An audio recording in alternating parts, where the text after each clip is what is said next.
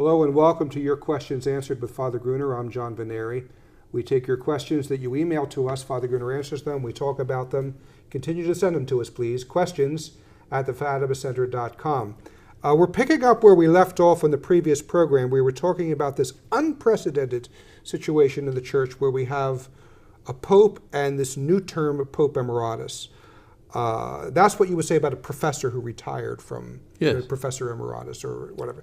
Or I think maybe the bishops say it too, right? Well, since the Second Vatican Council, they've used the term, and they said, we've never had bishops resigning before. Well, I still remember, I come from Montreal, and I think it was Bishop Charbonneau was forced to resign because he was helping out the poor people in asbestos, Quebec, and the big asbestos mining company, John Mansville, didn't want him to collect money to feed the poor. They didn't want them. So the people were starving. So the Vatican solved the problem by sending the Bishop of Montreal away to Vancouver as a confessor to nuns. But he was an archbishop. He's a man who confirmed me, and but he wasn't called Emeritus either. And so there have been, and he was a good man. Hopefully one day they canonize him. But there's what, but so they say there's no such thing as resignation before the Vatican Council. Yeah. That's not true. I know. Yeah. But there's certainly no such thing as what we have now of a pope resigning and keeping the white cassock and the title of pope, even though it's Pope Emeritus. That is thoroughly unprecedented. And first of all, it's jarring to look at. We have these photos of these two popes. And it's something we've never seen before. Well, I think I want to talk about the papacy for a moment. You are Peter, says our Lord to St. Peter. You are Peter, and upon this rock, one. Now, of course, Christ is the rock upon which the church. But upon this rock, upon Peter, upon one Pope, one Lord, one faith, one baptism, one Lord, and one vicar. I mean, I'm a vicar of Christ too in even the sacraments, preaching and so forth. But there's only one. The vicar of Christ is the Pope. And there's only one of them. But in this case, we have two of them. That's what's confusing to them. But the confusion is going to get worse. It's not going to get less. And I think that people, the people need to understand. So there's no, first of all, need to be despairing about this. God is allowing this for a purpose. God is allowing this for a reason, and He's teaching the church something by this confusing times. And the confusing times is that, we were talking about this last time, was that it appears that pressure was put to the Pope for more than one quarter. Pope Benedict. And so if to really expand this, I mean, we have a friend, we both know this lady, who suggested, for example, that pressure was being put to the Pope Benedict that if he wouldn't resign, that they would make trouble for him in the United Nations and accuse him of terrible things, which he certainly didn't deserve. The claim that he didn't do enough. He did more than John Paul II did by far. John Paul, who is their hero, so they don't attack him. I'm not saying you should attack John Paul II. I am saying if they want to attack anyone, John Paul II more than Benedict. Yeah. Benedict did a lot more than John Paul II did. Even Joe Sobrand said John Paul II presided over the worst clergy scandal crisis in history. Yes. And nothing effective. And in fact, or virtually nothing. Cardinal Ratzinger, who became Pope Benedict, tried to do things, and he was blocked by Cardinal Sudano, I believe, during John Paul II's regime. But the threat, nevertheless, was being made because part of the thing is people put more confidence in the press, more confidence in their financial institutions than they put in the church. And so I think, first of all, I have to say, if the financial institutions could say, unless you change the Pope, we're not going to let you use your Visa card, you're going to lose tens of thousands of dollars a day just in the Vatican, but we're going to do that to you unless you change the Pope. Now, why don't you repeat that story that was in the previous program in case somebody missed it? You were talking about... Well, the Vatican, for example, the Vatican Museum it takes a lot to keep it up, for one thing, but it has treasures from throughout the ages and from all sorts of places. And so people from all over the world, scholars as well as just tourists, want to see things in the Vatican that the Vatican is quite willing to show them. But, at the same time, it's got lots of cost related to maintaining their physical structure and physical building. But the bankers, I don't know which bankers, but it was common knowledge. Because when I went to Rome last February, the Pope Benedict allegedly, I say allegedly because it's a little unclear today, but on February 11th, the Feast of Our Lady of Lourdes, offered his resignation. But before February 11th, it was known in Rome, and I didn't even go to the Vatican. People just told me, by the way, that they're losing $10,000 a day because bankers won't let the Visa cards, people putting the Visa card in to pay for their $10 euro admission into the Vatican. So they're losing this money. But as soon as Francis was elected, the bankers the same day said, "Very good, your Visa cards are good again. Mm-hmm. You can collect your Visa card." So it would appear that this was one source of pressure. The second one would be, and we see what happened in the United Nations just after even the Vatican finally sent 2 people to Switzerland to be cross-examined. Now, I've been in civil cases. You're present, and their lawyer's present, and the other lawyer asks the defendant in this case, "Did you do this, or what happened such and such a day?"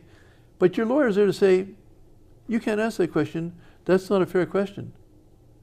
But the Vatican, when they sent their person to Switzerland, they had no lawyer defending them. They could not intervene to say, "That's not a fair question." They were subjected to a secular authority, if you grant they have authority at all, the United Nations. I mean, that's a whole other subject. But they're subjected to secular authority with no defense. Now, this was done after Benedict was gone, but it was much more moderate than what was being threatened, if we can believe people who were looking into this. Now, this may be conspiracy theories, but we have the fact of the bankers putting the money back right away. And we have this unprecedented event whereby the Vatican is being subjected to authority they don't have, and the Church would never recognize that before. And so we have this thing, these 2 things are historical facts. Do they mean something more? Well, then we have the resignation of Benedict himself. Now, we have a friend, Father Kramer, who tells us that in the resignation itself, there is an error of Latin. And he says this, and as such, as a canonist, he would say that error in Latin negates the document. Now, that's a whole subject that canonists can understand, but there's a much more simple question being raised here, which is that now it is being stated by Vittorio Mercuri that Pope Benedict never resigned the office, and to use the Latin term, which is the munus, M-U-N-U-S, which means the office, the function of papacy. He's only resigned the external part of it, which is the ministry. But, of course, no pope has ever, of course there's the office and there's ministry, but as far as everyone's concerned, they're the same thing. They're all one. Yeah, it's a distinction that really doesn't exist. That's exactly it. In reality. Yeah. And so with this coming out clearly, now before it was a little confusing, the language of this and that, I mean, people were asking the question, for example, the question was asked after Sochi wrote in February, one of the questions was, well, why is he dressed in white still? The answer he came back, some people took it seriously, was, well, we couldn't find any black cassock that fit Benedict after he resigned. Well, of course, it's ridiculous. I mean, first of all... Yes. You're in Rome, for one thing. They do sell cassocks in Rome. Yeah, well, I know this. I know the address of at least one store. You can buy them anytime you want. You can walk down there, and you get yours done in a week's time, by the way, or less. They can make the thing. But for someone more important than me, I'm sure they can do it in a day's time, really.